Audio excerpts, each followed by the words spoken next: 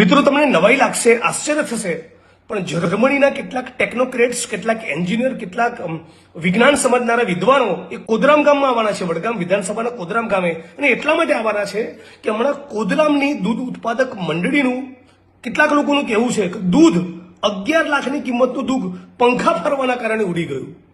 આ કઈ રીતે શક્ય છે? એટલે જર્મનીના, દેશ દુનિયાના, યુરોપના બધા એક્સપર્ટ્સ, બધા તજજ્ઞો, વિજ્ઞાન સમજનારા માણસો, એન્જિનિયર્સ એ બધા કોદરામાં આવવાના છે અને દૂધ ઉત્પાદક મંડળીનો સ્ટડી કરવાના છે, ડેરીનો સ્ટડી કરવાના છે. કારણ એવું કયું ગણિત કામ કરે છે, એવી શું ટેકનોલોજી છે, એવા કયા આધુનિક પંખા છે કે એવા પંખા ફર્યા કે ખેડૂતોનું, દૂધ ઉત્પાદકોનું, મારી બહેનોએ, કોદરામ ગામની બહેનોએ કાળી મજૂરી કરીને આંચળ વહેલી સવારે પશુઓના દોઈને જે દૂધ ભરાયું એવું 11 લાખની કિંમતનું દૂધ પંખા ફરવાના કારણે ઉડી ગયું અને ખેડૂતોનો નફો, દૂધ ઉત્પાદકોનો નફો એ સાફ થઈ ગયો. વડગામ ગામની